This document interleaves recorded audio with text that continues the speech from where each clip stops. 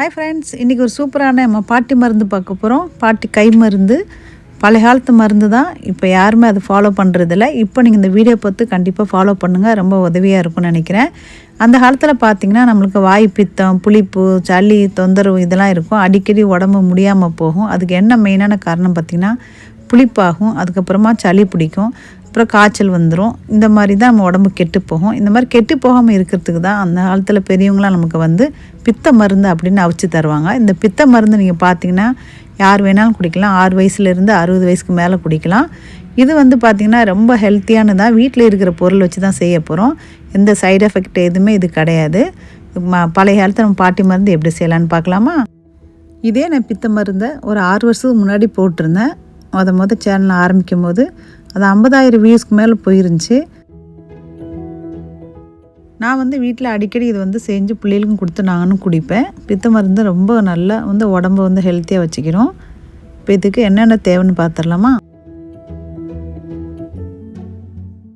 1/4 cup கொத்தமல்லி எடுத்துருக்கேன். அப்படி அளவு தெரியலனா 25 கிராம் கொத்தமல்லி எடுத்துக்கணும். அதுக்கப்புறமா வெல்லம் எடுத்துருக்கேன். வெல்லம் தூள் பண்ணி வச்சுருக்கேன். இது ஒரு 4 டேபிள் ஸ்பூன் அளவுக்கு எடுத்துக்கோங்க. அது கூடயே கொஞ்சம் கருவேப்பிலை, அதோட நெல்லிக்காய் ஒரு பெரிய நெல்லிக்காய் 2 சைஸில் எடுத்துருக்கேன். 2 நெல்லிக்காய் போதும். அதோ 4 கொத்து கருவேப்பிலையும் எடுத்துக்கோங்க. கருவேப்பிலை போடும்போது பித்தத்தை நல்லா முறிச்சு விடும். அதோட வைட்டமின் சி, அதோட வைட்டமின் ஏ, வைட்டமின் அயன் சத்து எல்லாமே இதில் இருக்குது. இது நல்ல கருப்பு திராட்சை கிடச்சா ரொம்ப நல்லது, அதை போட்டுக்கோங்க. அதோட ஒரு 4 ஏலக்காய். இது 4 பேருக்கு நம்ம செஞ்சு காமிக்க போகிறேன். இஞ்சி ஒரு பெரிய துண்டு இஞ்சி. இதை நல்லா 2 பேராக இருந்தால் பாதி துண்டு போட்டால் போதும். அதனால் இப்போ இதெல்லாம் க்ளீன் பண்ணிவிட்டு நல்லா சின்னதாக கட் பண்ணிவிட்டு மிக்ஸி ஜாரை எடுத்துக்கலாம். இது தேவையான பொருட்கள் பார்த்துட்டோம்.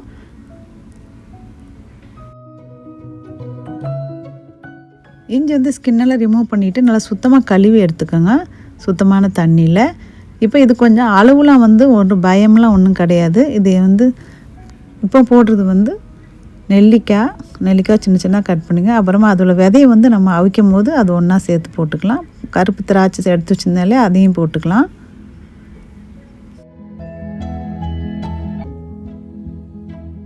இப்போ எல்லாத்தையுமே நம்ம மிக்ஸி ஜாரில் சேர்த்து நல்லாவே எவ்வளோ முடியுமோ அவ்வளோக்கு நல்லா அரைச்சிட்டு எடுத்துகிட்டு வந்துடலாம். அரைச்ச அப்புறம் இன்னும் கொஞ்சம் தண்ணி ஊற்றி நம்ம அரைக்கணும். இப்போ எந்த பொருளும் கூட குறைய போட்டால் என்ன செய்யுமோ அப்படிலாம் நினைக்காதீங்க. எது கூட குறைய போட்டால் ஒன்றும் டவுட்லாம் எதுவும் வேண்டாம். நம்ம எவ்வளோ போட்டாலும் ஓகே தான்.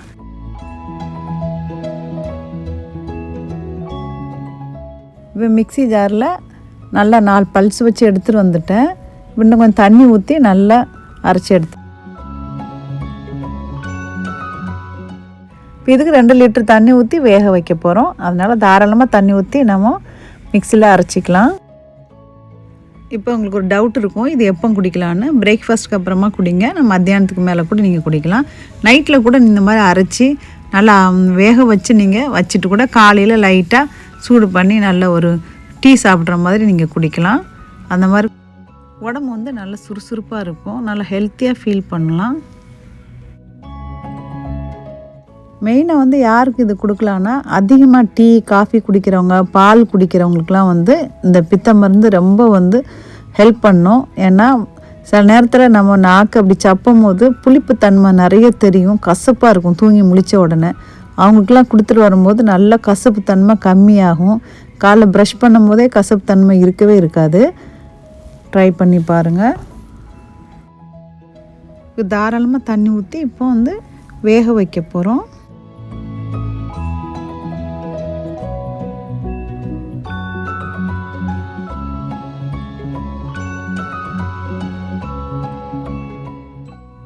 இது கூடயே வெல்லமும் சேர்த்துக்கலாம்.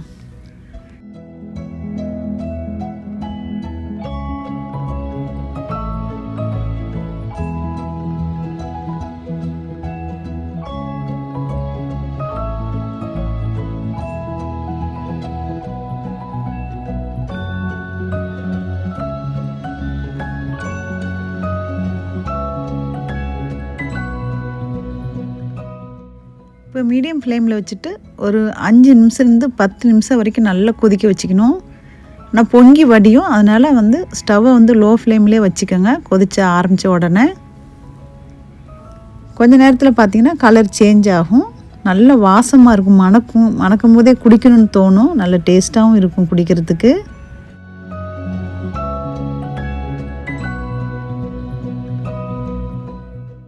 இது கொதிக்க வைக்கும்போது பக்கத்தில் நிற்கணும் தேவையில்லை. கொதிச்சப்புறம் பாருங்கள், ஸ்டவ்வை நீங்கள் லோ ஃப்ளேமில் வச்சுட்டா நல்லா கொதித்து நல்ல கலர் சேஞ்ச் ஆகிடுச்சு. இந்த டைமில் ஸ்டவ் ஆஃப் பண்ணிவிட்டு நம்ம கொஞ்சம் நேரம் வச்சுட்டு அப்படி இருத்துக்கலாம். சூடாக குடிக்கணும்னா சுட சுட நம்ம ஃபில்ட்ரு பண்ணி குடிச்சிட வேண்டியதுதான். நான் கொதிக்கும் போது இந்த நெல்லிக்காயோட சீடை வந்து போட்டேன், அந்த கொட்டையை. அது நல்லா கொதித்து அதுவும் கலர் சேஞ்ச் ஆகிருக்கு பாருங்கள். அதுலேருந்து கொஞ்சம் சாறு நம்மளுக்கு கிடச்சிருக்கும்.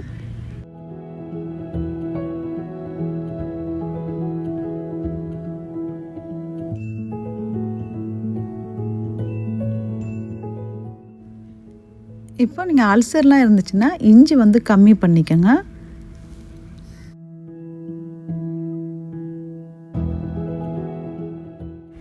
பித்தத்தினால சீக்கிரமாக முறிச்சு விடுறதுக்கு இதுக்கு வந்து கொஞ்சம் எலுமிச்சப்பழம் சாறு சேர்த்துக்கிறோம். வயிற்றில் புண்ணு இருக்குது, அல்சர் இருக்குதுன்னு சொன்னால் நீங்கள் வந்து எலுமிச்சப்பழம் சாறை ஸ்கிப் பண்ணிக்கோங்க. இல்லாதவங்க இதை ஊற்றிக்கிட்டால் ரொம்ப நல்லாயிருக்கும். நம்ம ஃபில்டர் பண்ணி இருத்து நம்ம புளிஞ்சு எடுத்துட்டோம். அப்போ கூட இந்த சாரில் நல்லா இனிப்புத்தன்மை, நல்லா டேஸ்ட்டு அப்படியே இருக்கும். இன்னும் கொஞ்சம் தண்ணி ஊற்றி வேக வச்சு மறுபடியும் இன்னொரு கிளாஸ் கூட நம்ம புளிஞ்சு குடிக்கலாம். வேணும்னு உங்களுக்கு விருப்பப்பட்டு அந்த மாதிரி பண்ணுங்கள். நான் வந்து மறுபடியும் கொஞ்சம் தண்ணி ஊற்றி வேக வச்சு புளிஞ்சு நான் குடிப்பேன். உணவே மருந்தில் ஒரு சூப்பரான வீடியோ பார்த்துட்டிங்க. கண்டிப்பாக உங்களுக்கு பிடிக்கும்னு நினைக்கிறேன். பிடிச்சிருந்தா ப்ளீஸ் லைக், ஷேர், சப்ஸ்கிரைப். மீண்டும் நல்ல வீடியோவில் சந்திப்போம். தேங்க்ஸ் ஃபார் வாட்சிங் ஃப்ரெண்ட்ஸ்.